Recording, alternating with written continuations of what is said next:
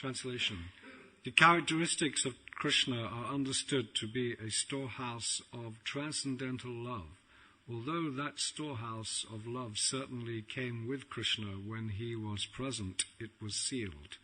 But when Sri Chaitanya Mahaprabhu came with his associates of the Panchatattva, they broke the seal and plundered the storehouse to taste transcendental love of Krishna. The more they tasted it, the more their thirst grew for it. Purport by His Divine Grace A.C. Bhaktivedanta Swami Prabhupada. Just wanted the same verse. Yeah. Sri Chaitanya Mahaprabhu is called Mahavadanaya Yantara because although he is Sri Krishna himself, he is even more favorably disposed to the poor fallen souls than Lord Sri Krishna. When Lord Sri Krishna himself was personally present, he demanded that everyone surrender unto him and promised that he would then give one and all protection. But when Sri Chaitanya Mahaprabhu came to this earth with his associates, he simply distributed transcendental love of God without discrimination. Sri Rupa Goswami, therefore, could understand that Lord Chaitanya was none other than Sri Krishna himself. For no one but the Supreme Personality of Godhead can distribute confidential love of the Supreme Person. Translation. The characteristics of Krishna are understood to be a storehouse of transcendental love. Although that storehouse of love certainly came with Krishna when he was present, it was sealed. But when Sri Chaitanya Mahaprabhu came with his associates of the Panchatattva, they broke the seal and plundered the storehouse to taste transcendental love of Krishna. The more they tasted it, the more their thirst grew for it.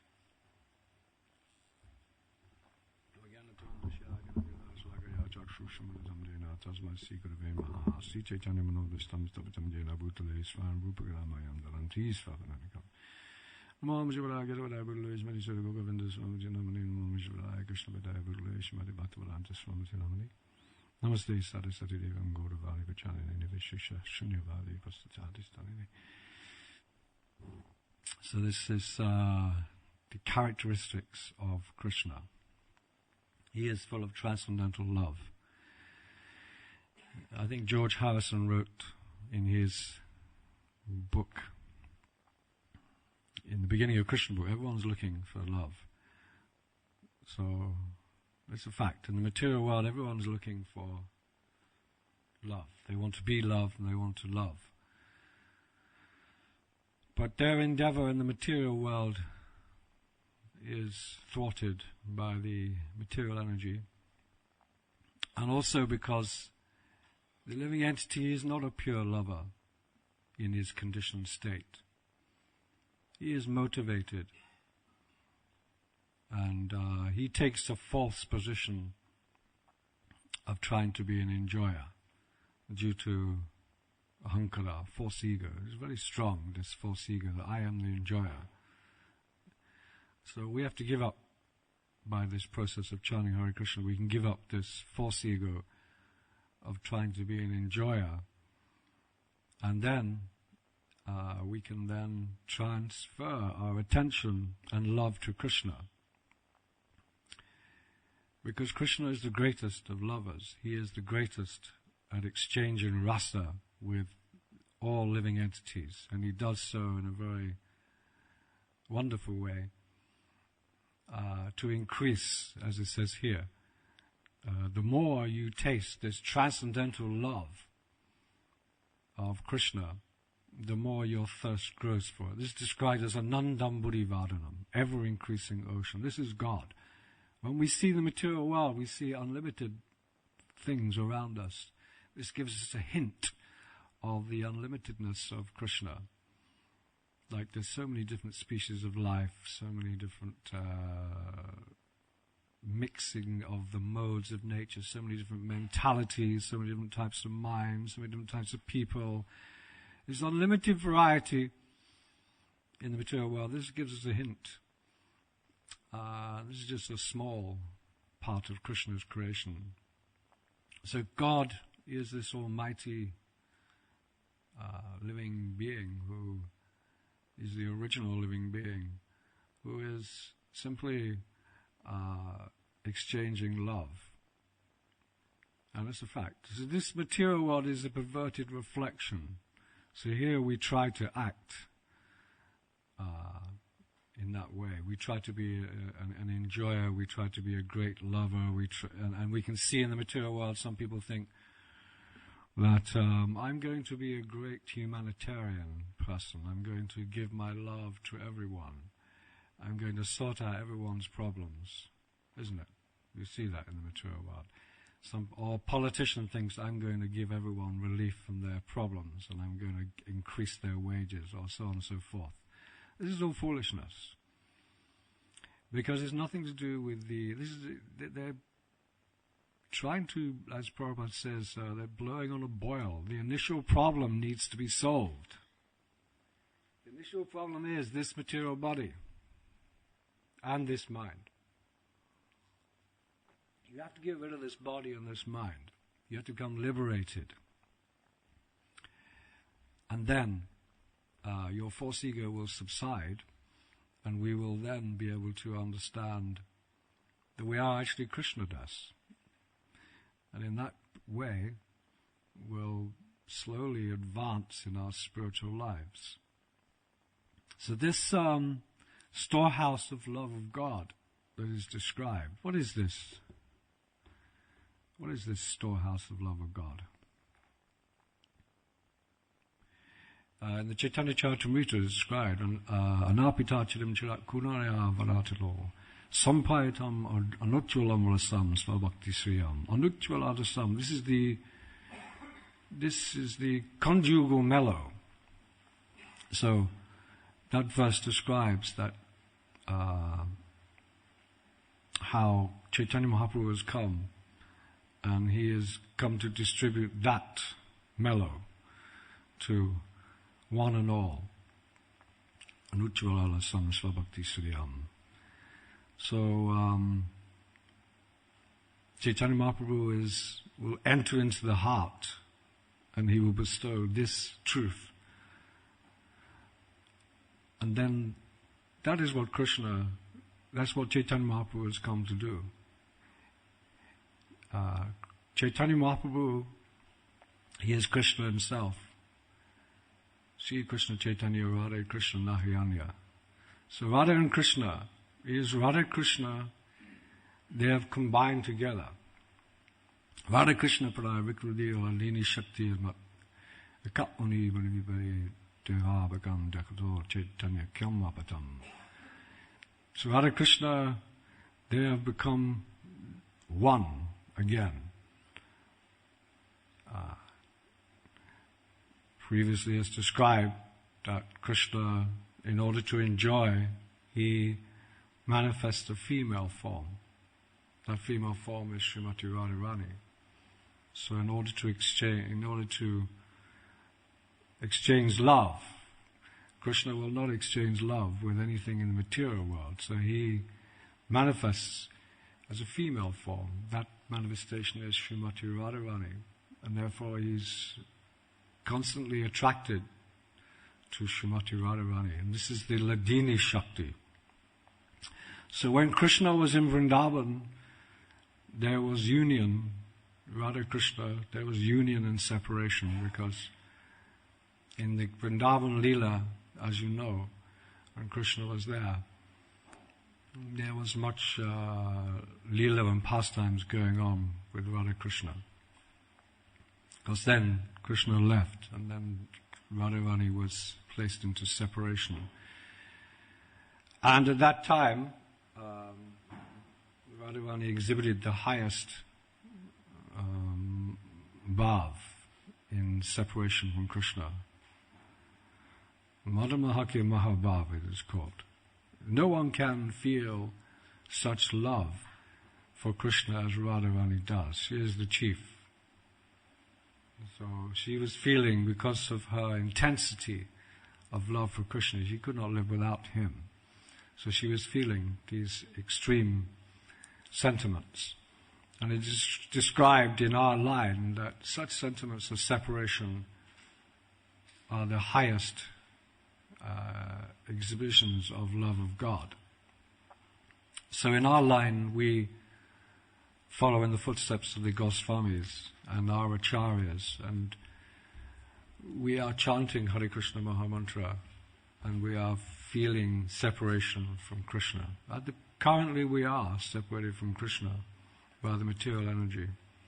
So we can chant feelings of separation from Krishna. But when Chaitanya Mahaprabhu came, because he wanted to experience that love that Radharani had for him, because he was amazed at the beauty.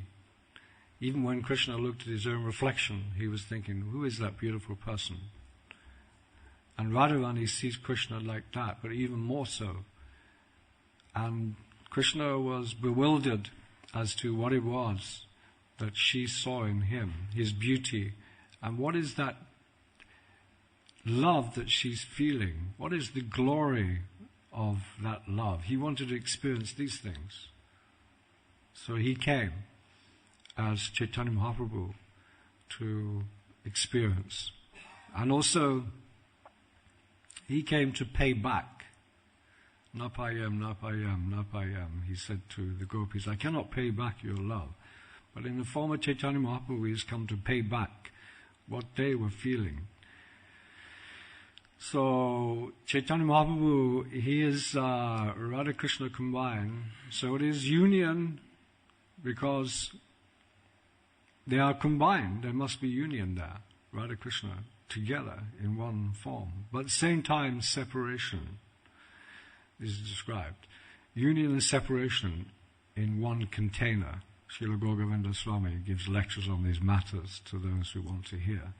Union and separation in one container. That is Krishna. So Krishna, he is, in his form of Chaitanya Mahaprabhu, he is intimately united with Radharani. At the same time, he's feeling the separation that Radharani felt for Krishna. So this subject matter, that's why Prabhupada says in one purport, what is Hare Krishna? Hare Krishna is exchange of love. That's all. It's exchange of love. The love between Radha and Krishna. Hare Krishna, Krishna Krishna, Hare Hare, Hare Ram, Hare Ram. This mantra, this ISKCON movement is bestowing that to all the living entities, although very few understand it. Sometimes they think that Hare Krishna is a Hindu movement. Isn't it? But very few Hindus will understand the mellow of Radha Krishna. Very few. Most people think, I spoke to one lady, she was coming here for 8 years. I said to her, what is your goal? She said, I want to merge with Krishna's body. She did not understand. Very few people understand, actually, what Krishna consciousness is really. It is something that one has to understand, not by academic study, but by the mercy of Guru and Krishna and the mercy of the devotees, like that. So this mellow, that is described in the Lord Brahma's prayers. Alola Chandakala Vamala, what's that? Alola Chandaka Lasa Vamala Vamsi Ratnangaram Pranaya Keli Kalavilasam. Krishna is always engaged in these exchanges of love and these pastimes.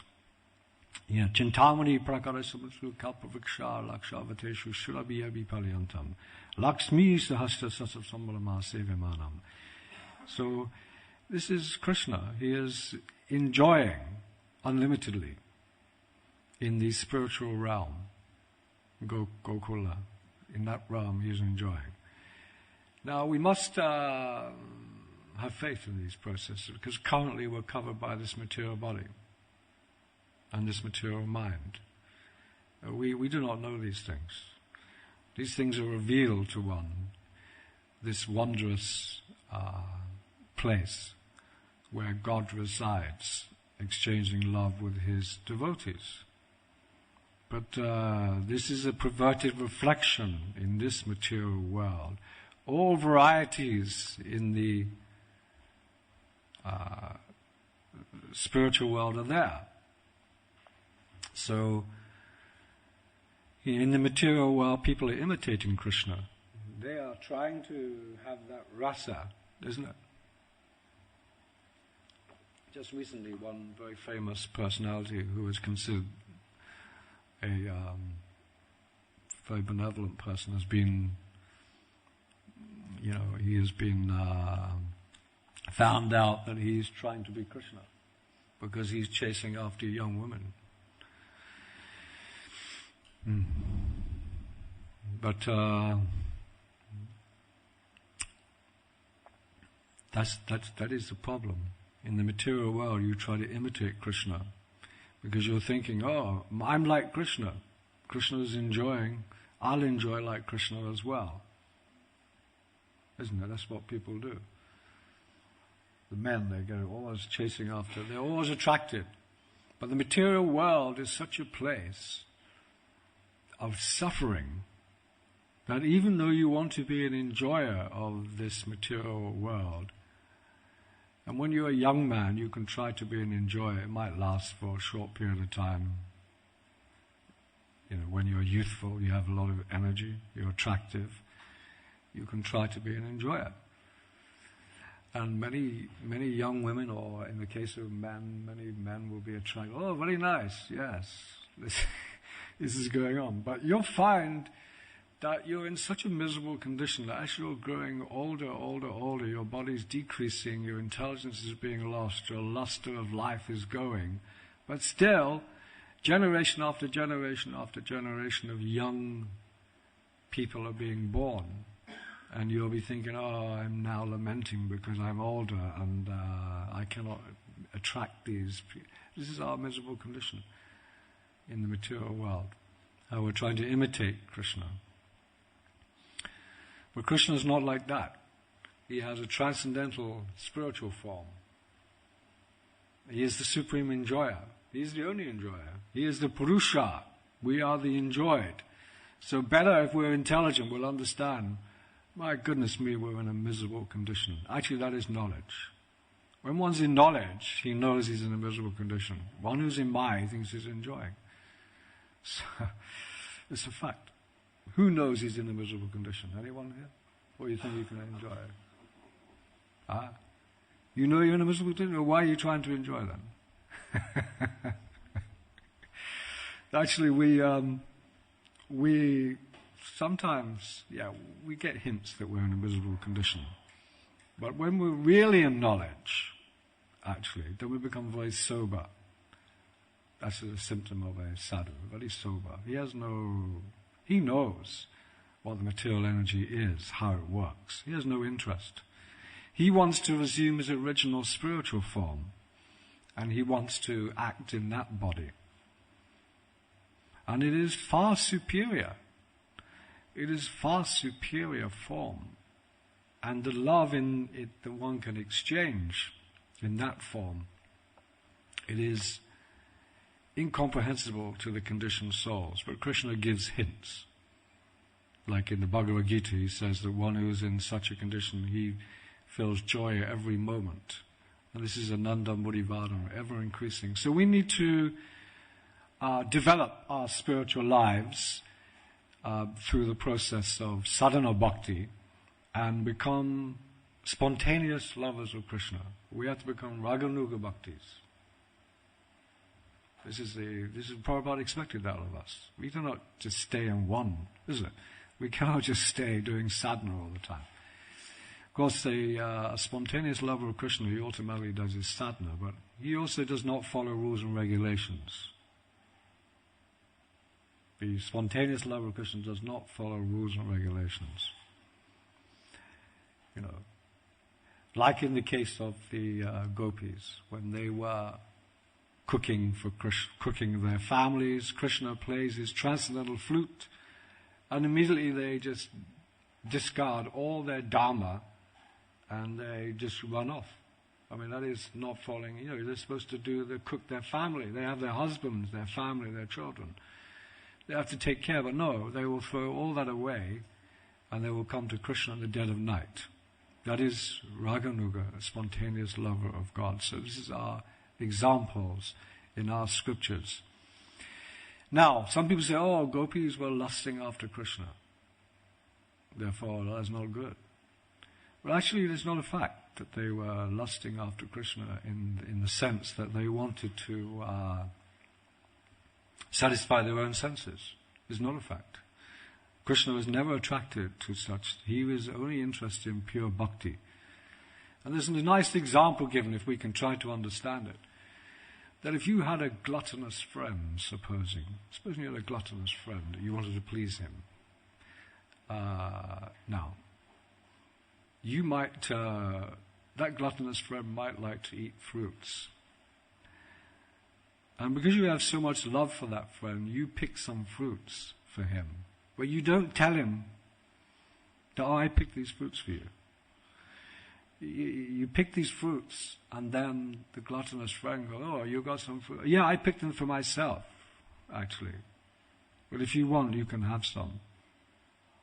So you are actually increasing your gluttonous friend's taste.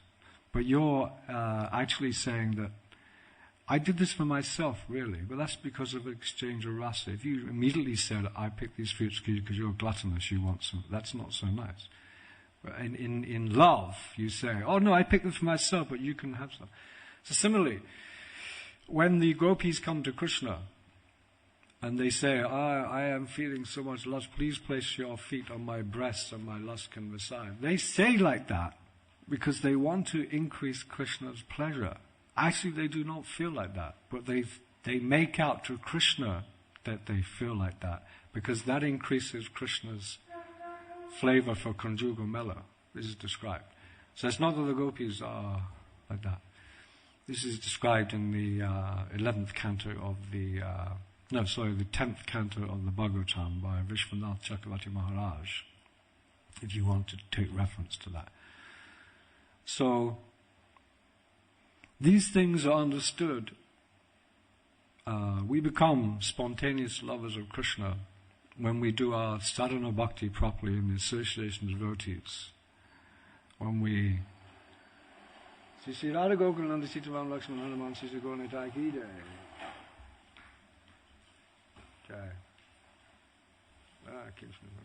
These things are understood when one advances in his spiritual life by the association. How do you advance in your spiritual life? You have to hear from someone who is tasting such Krishna consciousness. Therefore, sadhu sangha and service to the Guru, hearing from the Guru. You hear from someone who is already tasting and relishing this mellow. Then, by serving that person, hearing from that person, you can get a greed for also hearing that subject. You will become, oh yeah, this is very nice, I am hearing this, I'm feeling something when I'm here.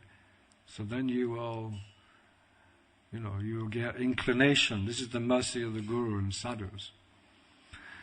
So this is described in the purport about confidential knowledge. So there is confidential, more confidential, and most confidential. That is described in the Bhagavad Gita. So confidential knowledge is knowledge of Brahman. We are Brahman. We are not this body. We are spirit. Everything is spirit. Brahman. And then as you advance more, as you come to that platform, Brahmabhuta Pasanatma, nas constiti savasevashu bhuteshu. You do not hanker and you do not lament. You're in Brahman consciousness. You're not affected by the dualities of the material world. That's the beginning of spiritual life. From that platform you can then advance further. So if you think you're a Raganuga Bhakti and you're still hankering, lamenting, you're in illusion. How can a Raganuga Bhakti be hankering, lamenting? He is finished with that business. So it's a very high platform, actually. So more confidential knowledge is knowledge of the Paramatma, Krishna as the Supersoul. It is not Brahman, there is Krishna. He's manifesting the Supersoul in everybody's body. And he is granting them their wishes and giving them their karma. He is the permitter and overseer. He is manifesting himself in so many different forms, because otherwise, how could we didn't manifest this body? Well, we did in the sense that we desired on our karma, but it is Krishna is manifesting. Prabhupada said, we are sitting here, our fingernails are growing, our hair is growing, but we do not know how it's happening. It's because the Supersoul is manifesting everything. So all the variety in the life, everything that's going on is because of the Supersoul. And when you have confidence of that, so first Brahman, then Paramatma, then Bhagavan, then you begin to, as you advance more, that is the most confidential. This is described in that verse we just read. Prabhupada is the most confidential love, confidential knowledge. So Chaitanya Mahaprabhu, he came to give this thing. But he, as Prabhupada said in that purport, Krishna said, surrender to me. First you surrender to me, then I will. But Chaitanya Mahaprabhu, no, you can just have it. But because also when Krishna came, he did not show the practical example. How do you surrender to Krishna? And this is a mystery, even for the Christians and for other religious people. How do you surrender to God? Who is God? What is?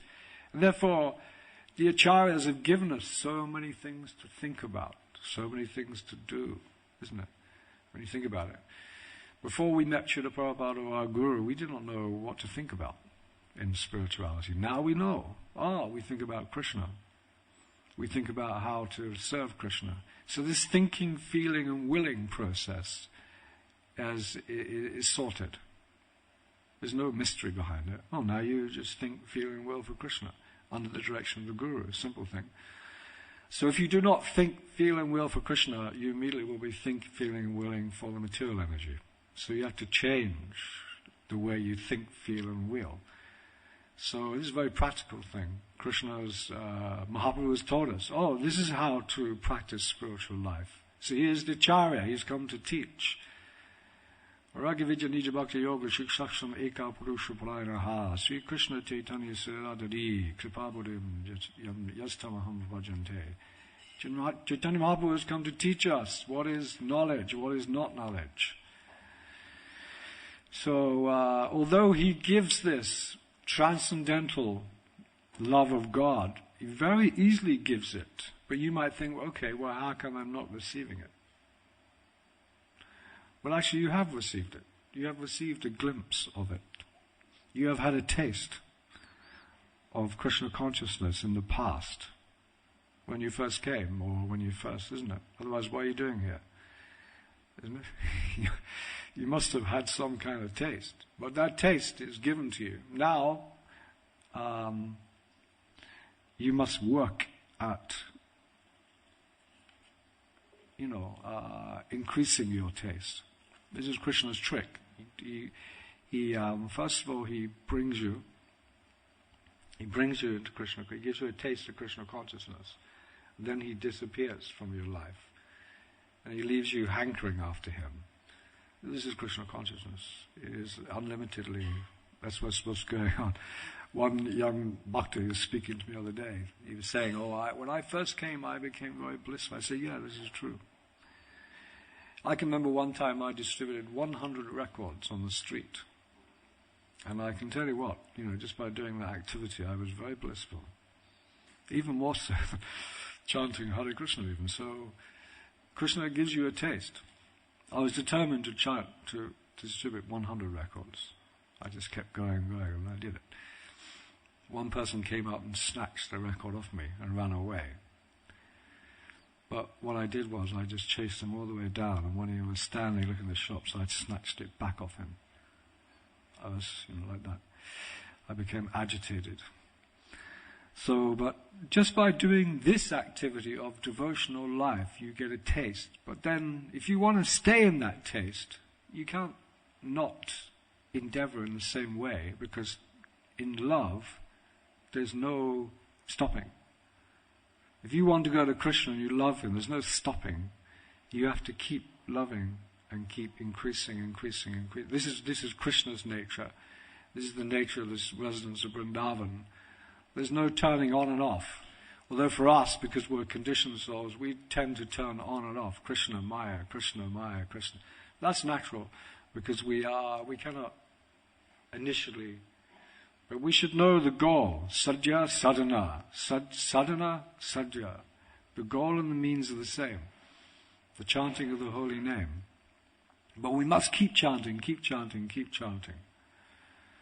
So this knowledge is the king of education. Rajavijavajaguyam pavitam medamuttamam is the purest, transcendental knowledge. This is what Chaitanya Mahaprabhu has come to give, this storehouse of love of God. And if you distribute this storehouse of love, because although it is said that Chaitanya Mahaprabhu has come to distribute, actually it is Panchatattva and his devotees. Therefore, you devotees, you're distributing Prabhupada's books, you're meeting people, you're telling them, you are involved in this distribution.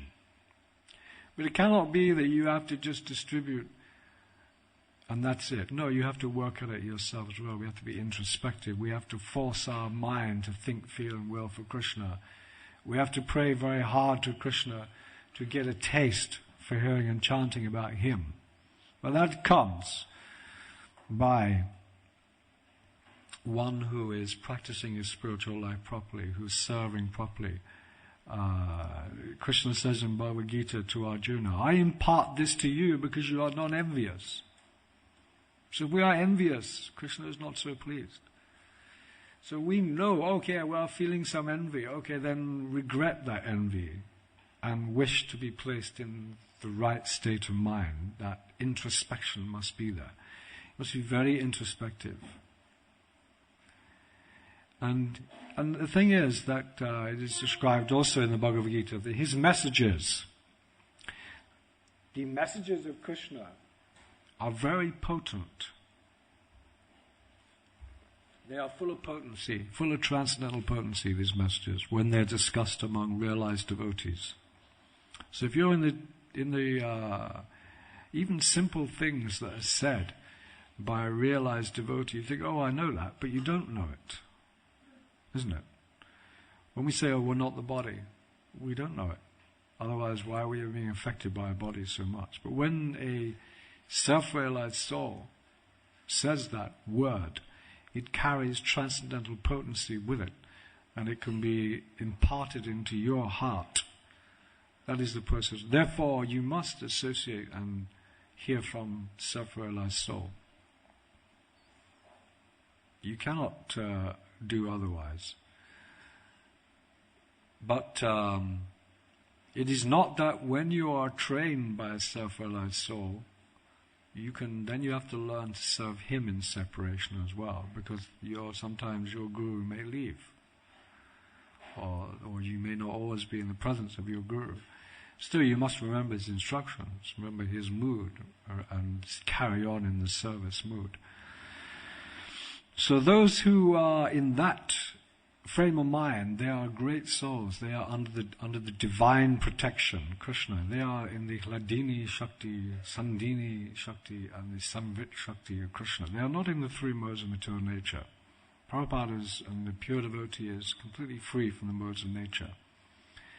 And the symptom is they're always endeavoring, and they're always glorifying, and they're always distributing love of God. Every time you see a pure devotee, he's always speaking about Krishna, he's always acting for Krishna. That is his nature. So, Prabhupada says you should always think of Krishna and arrange your life in such a way that 24 hours a day you think of him, as do the residents of Vrindavan. So we must study. What is the residents of Vrindavan? Do we know how they're acting? Have we studied how the residents of Vrindavan act? What is their mood? What are their conversations? How do they speak? How do they walk? How is it that they're acting? Well, these things are all being recorded in the Srimad Bhagavatam. If you do not turn your attention to such topics, you'll turn your attention to other topics. So we have to get our mind together. So our line is a line of spontaneous devotees. So we have to hear from spontaneous devotees who are relishing internally their love of God in their spiritual form. That is the Guru. Therefore that verse is there. Shri Radhika Madhava Yodapada. They're always relishing this lila. They are assistants. So these things are very confidential, and they are available to one who has the adhikar, who has the qualification. So this is what we need to get. What is the qualification? The greed to have it. I must have this. Wherever I can get it from, I must have it. So, sadhana and strictly following is required. You strictly follow the mission of the spiritual master, and you strictly follow your own internal development, watching your mind and your senses very carefully, like that, and praying to Krishna. Chaitanya Mahaprabhu, although he's distributing this love of God, he was very strict. The example of Haridas, Chota Haridas, is there. And Mahaprabhu is saying in the Chaitanya Chandraya Natakam, he said, alas for that person who is seriously desiring to cross over the material ocean and enjoy in the transcendental service of the Lord without material desires. If he sees a materialist engaged in sense gratification, or a woman similarly engaged, for that is that is more abominable than drinking poison. So we have to protect ourselves from these things. In the material, especially in this Western world, everywhere you look is going on. Everything is about sex life in this material world. So you need protection from that. How are you going to get protection from that? That's the question. You're going to have to assume your spiritual form. You're going to have to do that. Because if you don't, you're going to become attracted to all this other variety. So this is why the Mayavad philosophy is so dangerous as well. Because the Mayavad idea is, and the impersonalist, in spirituality, there's no variety. It is just one. So then, that is very harmful, because the jiva, he's hankering after variety actually, and he's hankering after different rasa and different mellows. If you try to tell him it's all one, then he desperately tries to pull himself away from the variety he sees all around him. But he cannot do so. And after a while, Prabhupada said, actually, these Mayavadis, although they claim they're liberated, secretly they're in the modes of nature. Because they're actually still being attracted and repulsed by sense objects. So the only way you can stop yourself being attracted and repulsed by sense objects in the material world is to assume your original spiritual form, and then you become attracted to the varieties and the conversations and all the things that go on in the spiritual world. They become a reality for you. So Krishna reveals these things, but you have to have faith. You have to have faith in these things. I'm going to be finishing soon. So I've said that. I'm just going over my notes so I can... Now the thing is, in the Bhagavad Gita it does say that although you have, someone might know this verse,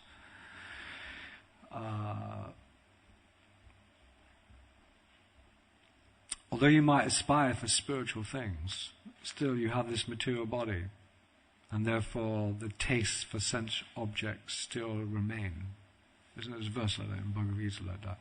That but by experiencing a higher taste, you give up the lower taste, isn't it? You remember that verse? It's like that.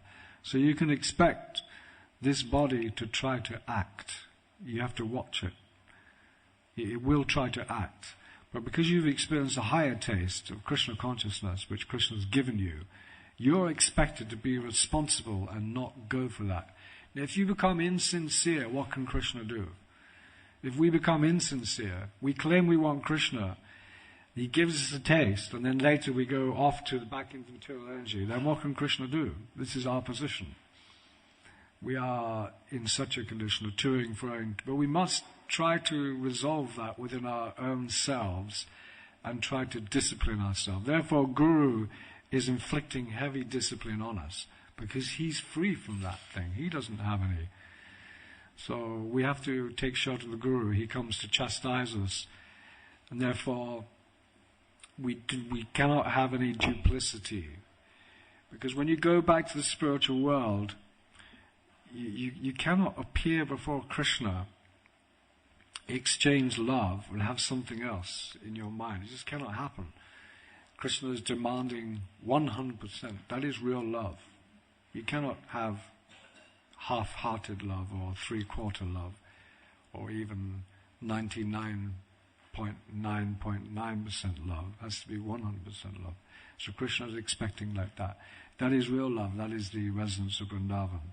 This is what Chaitanya Mahaprabhu has come to give very freely through the chanting of the holy name. This holy name is so powerful. It is described in the Chaitanya in the Shikshastram. Glory to Sri Krishna Sankirtan, which cleanses the heart of all the dust accumulated for years and extinguishes the fire of conditioned life for repeated birth and death. You know this verse? I'm sure. The Sankirtan moves the prime benediction for humanity at large. It spreads the rays of the benediction moon. It is the life of all transcendental knowledge. It increases the ocean of transcendental bliss. Enables us to fully taste the nectar of which we're always anxious. So that verse is there, that Chaitanya Mahaprabhu has given.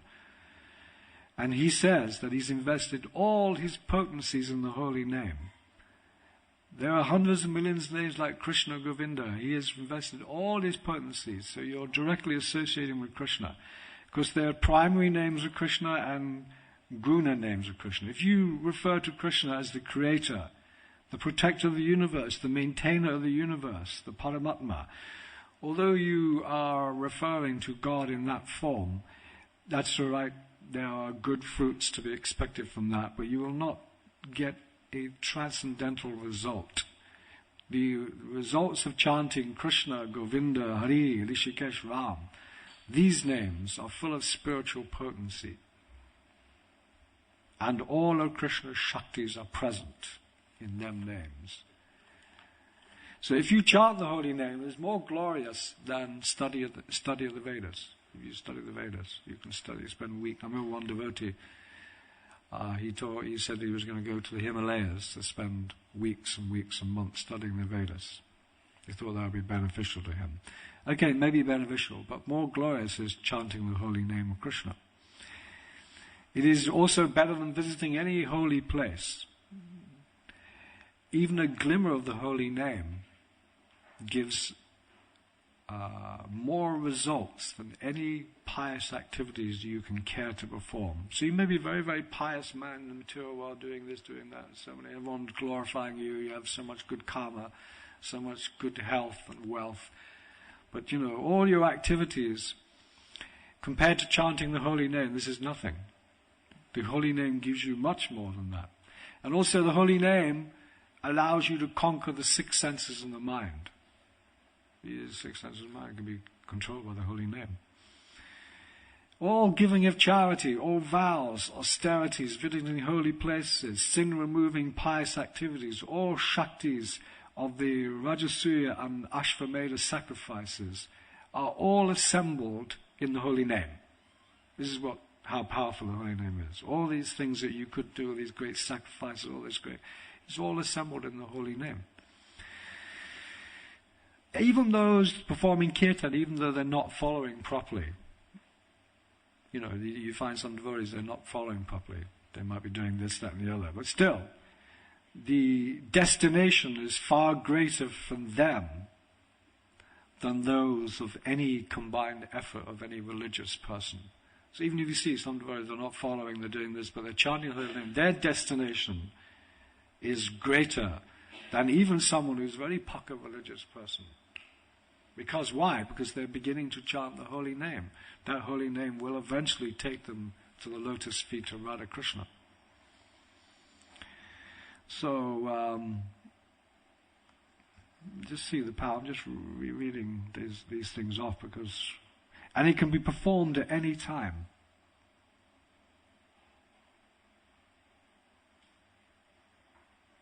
And one thing is that the holy name immediately brings Hari, Krishna, under your control. As in the case of Draupadi, when she was being disrobed, she cried out, "Hey Govinda!" and Krishna immediately felt obliged. So if you chant like that, you will find Krishna will be obliged to you. He must take you, he must liberate you, he must take you to his abode. If you chant like that, he will take you. He is obliged to you. So the 64 angles of devotion, they're all contained, is described. I'm reading this from the Nectar Devotion.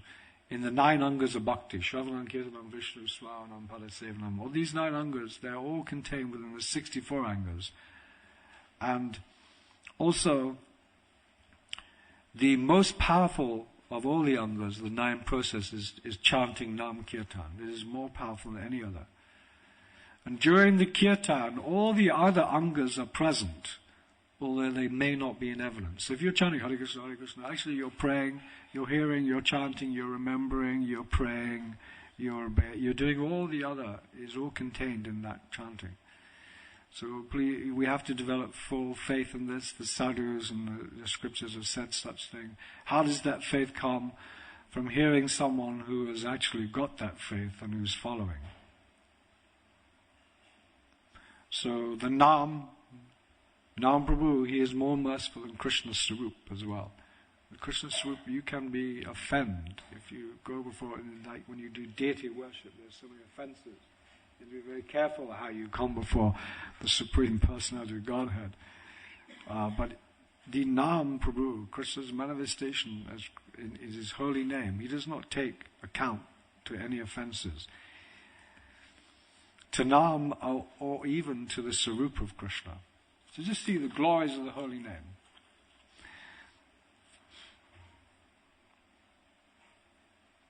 I'm just going to finish off by something from Haridas Thakur. Actually, Prabhupada said the Sankirtan movement, it is flowing like this, distributing. We must distribute, actually. We must distribute as much as we can. This is a whole crux of the international side of Krishna consciousness. You go and distribute love of God. First you feel, then you distribute. But if you distribute, you will feel. It's like one or the other. It's like, I don't feel, so I won't distribute. Okay, we'll go and distribute, then you'll feel it. Isn't it? Some devotees will say, I cannot distribute, what do I know? No, we'll go and distribute, then you'll feel it. Then you'll distribute more, and it goes on and on and on, ever increasing, ever increasing. But I can sympathize with people that say, well, I cannot go and, what do I know? I'm not so fixed up on Krishna consciousness. But it's an excuse. It's a bit of Maya, really. It's a bit of Maya, but it's easy to fall into. It's a good excuse. No, I can't do it. I'm not fixed up enough. No, you should do as much as you can, and then the more you do, the more you will experience. So the Sankirtan movement, Prabhupada says, is still flowing like a great ocean, inundating the entire world. And thus, ISKCON is successfully claiming all fallen souls to free them from contamination. That's what Prabhupada said is going on. You can see all over the world this Hare Krishna movement is going on. 24 hours a day somewhere Mangalati is going on, this is going on. So it is a fact what Prabhupada has said. We cannot say it isn't. But it may, you may think, well, it doesn't seem to be making much progress, but it is. You know, bit by bit, people are taking to Krishna consciousness. And the holy name is being heard. So this Nam Sankirtan is so important. You go out on the street on Nam Sankirtan, everyone will hear the holy name and see devotees. It's very powerful. If you go and distribute books, that's very nice. Only 1 or 2 people know you're there and they'll get the books. But if you go out on the street and chant the holy name, everyone will hear and see you. That's why we should have big Sankirtans 7 days a week. We should do 7 days a week Nam Sankirtan. Go and distribute. Give prasadam like that. So do some door-to-door. Door-to-door is so nice. If anyone's interested, on a Monday evening, we're doing door-to-door. And so many people are readily taking, oh, thank you very much. Yes, thank you. You just knock on the door. Hi there, we're from the Hare Krishna Temple. We're just inviting you to come to the temple. Here's a leaflet. And by the way, we're distributing these books to everyone. And you thrust it in their hand. You have to force them. If you don't, they'll try to be polite. Oh, very nice, thank you, goodbye, we'll see you there. No, hold on. You do have to force the issue a bit in a tactful way, don't you? Otherwise, you can just exchange niceties, but it won't help that much. It's better you force them in a tactful way, transcendental trickery. So Haridas Thakur, if a devotee utters the holy name, it penetrates the mind or ear, then that holy name will deliver one, even if not properly chanted, or even if incorrect grammar is used. Such is the potency of the holy name. However, if one uses the holy name for benefits of body, or the wealth, or followers, or greed, or atheism, in other words, if he commits offenses, the chanting will not produce the desired results so soon. So it will still produce results, but not so soon. Therefore, Mahaprabhu said, Nadalam Najanana Sundaram. We should be in that frame of mind. So we have to learn to avoid the offenses. So Chaitanya Mahaprabhu, he has desired to deliver all, this is an interesting point. Mahaprabhu has desired to deliver all souls, so he devised many methods to liberate them. Many methods. So the Guru and Sadhu, they preach, this is Prabhupada says, the Guru and the Sadhu, he preaches in time, place and circumstances, and he has to come up with different ideas of how to captivate. This is our duty. Time, place, circumstances. We have to sometimes adjust. Some people say, no, you cannot adjust. Prabhupada is this, that's true, but at the same time, you may have to adapt and change things so you can captivate certain jivas. If you're strong and powerful, you can do like that.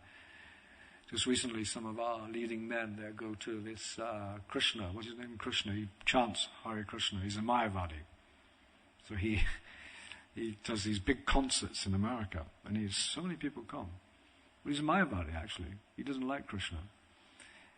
He has women sitting on his lap while he chants. So this is what. But this is the Mayavadi. They think, oh, it's just my lila.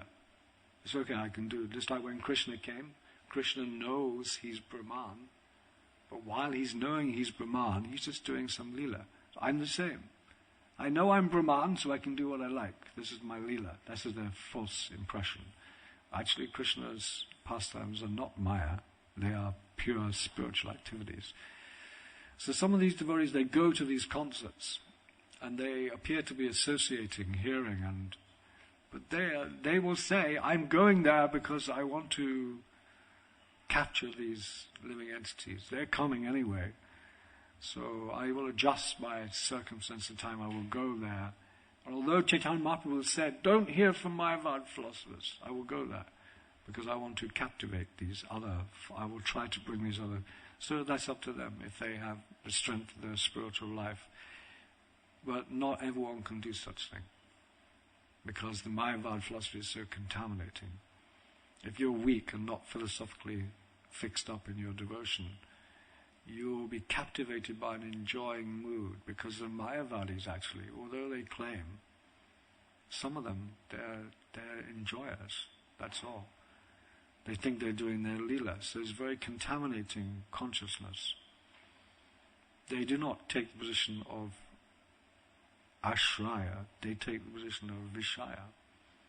So this is very contaminating consciousness. So we have to be very careful around them. Okay, so thank you very much. Srila Prabhupada ki, Gaura Bhakta Vrinda ki jai.